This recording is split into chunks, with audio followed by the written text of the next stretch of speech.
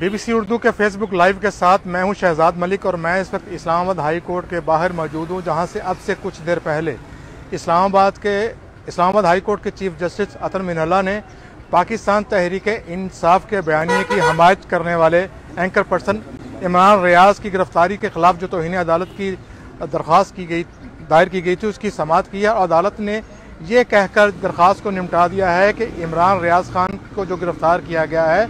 वो Islamabad high court के दायरे इख्तियार में नहीं आता, यानी उनकी जुरिडिक्शन में नहीं है और उनको पंजाब से गिरफ्तार किया गया है। इसी हवाले से जो सूबाई वज़ीर कानून है पंजाब के, उनका भी ये बयान सामने आया था रात गए कि इमरान रियाज खान को जो गिरफ्तार किया गया है वो पंजाब की हदूद से है।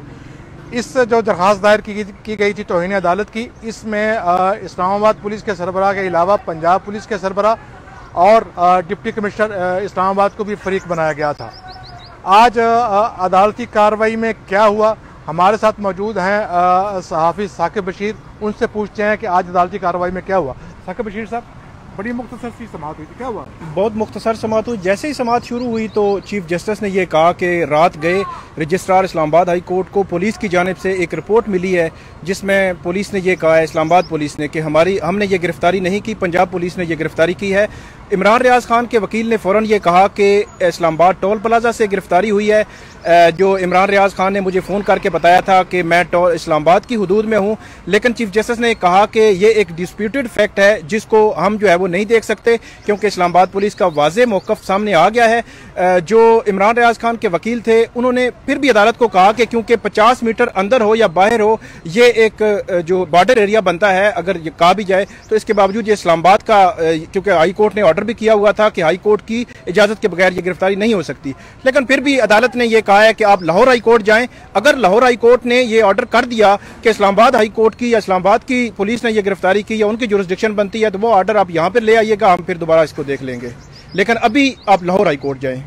इस पे वो ये दरख्वास्त गुजार यही चाह रहे थे कि इस पे कोई अदालत जो है वो कोई ऑब्जर्वेशन दे या कोई इस तरह की कोई चीज़ दे जो कि आइंदा मुस्तक़बिल के लिए फ़ायदेमंद हो। ऐसे इसमें कोई कामयाब हुए वो?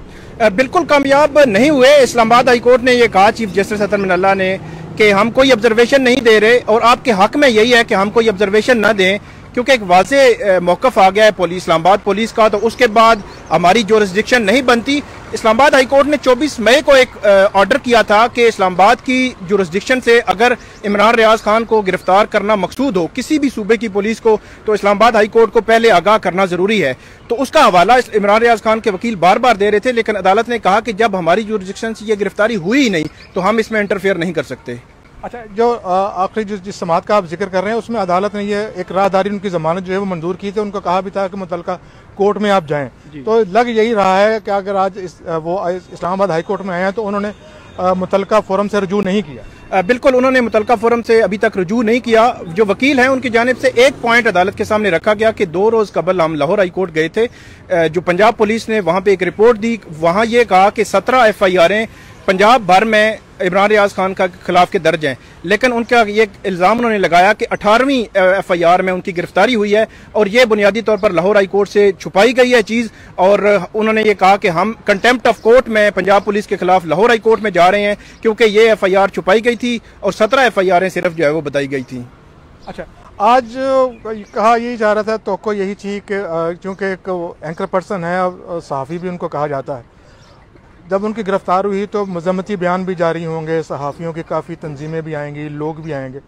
लेकिन यहाँ पर तो कुछ भी नहीं हुआ। अजीब, PFUJ नेशनल प्रेस क्लब की जानिब से कोई यहाँ पे रिप्रेजेंटेशन नहीं थी।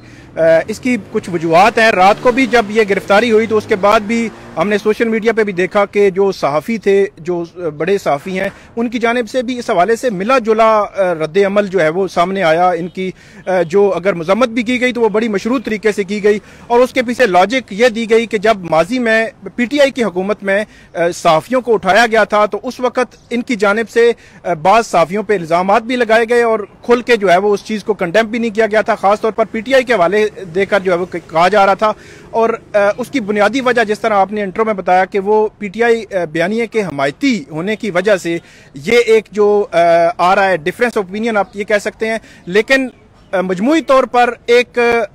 आप ये कह सकते हैं कि खुल के किसी ने हमायत उस तरह जो मजम्मत है वो नहीं की किसी अभी तक जो है वो किसी जो नेशनल प्रेस क्लब है या दीगर तंजीमें हैं जो मीडिया तंजीमें हैं या दीगर जो सहाफ़ी हैं वो खुल के नहीं आ रहे, बस मिला जुला एक रद्द-ए-अमल आया है इस पे। अच्छा, सहाफ़ियों को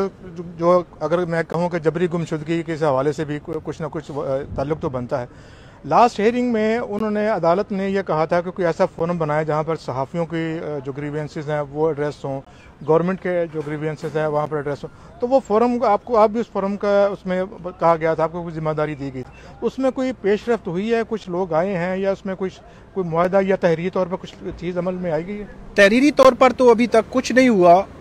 हुकूमत के साथ PFUJ ने एक मीटिंग ज़रूर की है, लेकिन स्पेसिफिक जिस पॉइंट की आप बात कर रहे हैं इस पॉइंट को एड्रेस करने के लिए अभी तक ऐसी कोई मीटिंग नहीं हुई जिसमें सहाफ़ियों को उठाया जाता है या सहाफ़ियों को जबरी गुमशुदगी होती है या उनको मारा जाता है। तो इन तमाम इश्यूज़ को एड्रेस करने के लिए जो फोरम हाई कोर्ट ने बनाने का ऑर्डर किया था या ये कहा था कि हुकूमत के साथ तमाम सहाफ़ती तंजीमें बैठें, ऐसा अभी तक कोई इजलास हुआ नहीं, कि कोई आउटकम नहीं है उसमें, और ये अनफॉर्चुनेट है। बहुत शुक्रिया।